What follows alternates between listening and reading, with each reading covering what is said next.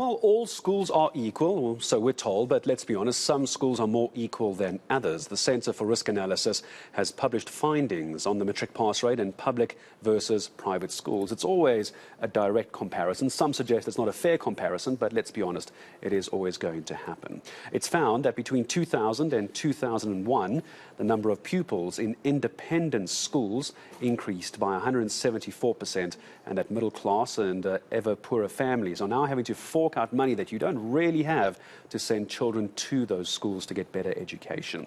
To address challenges in the education system, the CRA is proposing a tax-funded education voucher system. That's going to be available and redeemable at any private or public school. This is the suggestion. So what exactly is this? The Centre's Deputy Head of Research, Gerbrandt Van Heerden, joining us this morning from the Centre for Risk Analysis. Gerbrandt, good morning. I appreciate your time. Help me understand, what am I talking about here? What exactly is this voucher and why does it need to be tax-funded? Good morning. Good morning. Yes, so it is, as you say, the performance of public schools in South Africa is quite dismal. And that is why we've seen the phenomenon of this huge rise in the number of private independent schools. But of course, these schools come with a hefty price tag. And it's usually only your middle class families and households that can afford to go to these private schools. So what we want to do is make these types of schools more accessible for poorer households that live in your rural areas or in your townships. So what we are suggesting is taking a proportion of the budget or the proportion of expenditure that we spend on education, and we divert it to a voucher system that is specific to education. So each family, there will be a means test to determine low-income households. Mm. And each of these low-income households will then get a voucher, which they can then spend on education. And this will financially empower them to have a choice.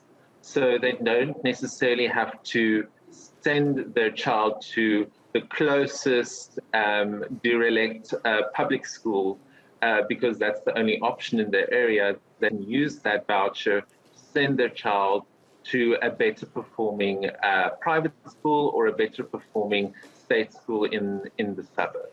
So that's essentially what we are trying to push for. And while the pushing is happening, how far down the rabbit hole, Gerbrandt, has this actually gone? I imagine this would need to be dealt with the Department of Education. I'm sure there'll be NGOs wanting to weigh in on this as well. So how far down the road have you kicked the tin on this sort of research? No, so this is only a policy proposal at the moment, or from us. We haven't made too much progress in getting this into action yet. So this is definitely something that we need to take forward and get implemented. Mm. The problem is that we are sitting with a government who is essentially ignoring the problems that's facing our education system. We make the point in our client note that each year the government, praises the matric pass rate that is above 75%, now 80% for the 2022 class. What that essentially ignores is the very low pupil retention rate that we have in this country.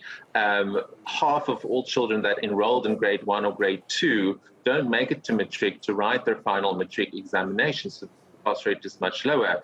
We also have a phenomenon of grade inflation in our public schools where children who keep on repeating the same grade just eventually gets pushed to the next grade to unclog the system. And we also have, when the Department of Basic Education is criticized for the poor performance of public schools, they'll say that, don't compare public schools with private schools because private schools have smaller classes, they have better facilities, what we also, a point that we make in our client note is that Angie Mocheka, the basic education minister, has been in her post since 2009. And that alone should say that there's no plan for the education system. There is no urgency to deal with the education system. And what we're finding instead is that the government are trying to divert our attention from the problems that's facing our education sector, and it's a huge crisis because everything is linked to education. Without doubt, I don't think anybody would disagree with you. Gerbrandt, I want to ask you this very briefly because I completely agree with you. Everything comes down to the education sector. It's where the issues start for employment and university and TVETs and colleges, and we can keep going. Very, very briefly, I do need to say goodbye to you. It sounds fascinating, and I'm sure there's more you and I could go into, but we have run out of time for now. I want to ask, can people go and read up on this somewhere? I mean, obviously the Centre for Risk Analysis, you're looking into this. I see it's published. Can an ordinary member of the public go and read up on this? If so, where do we go?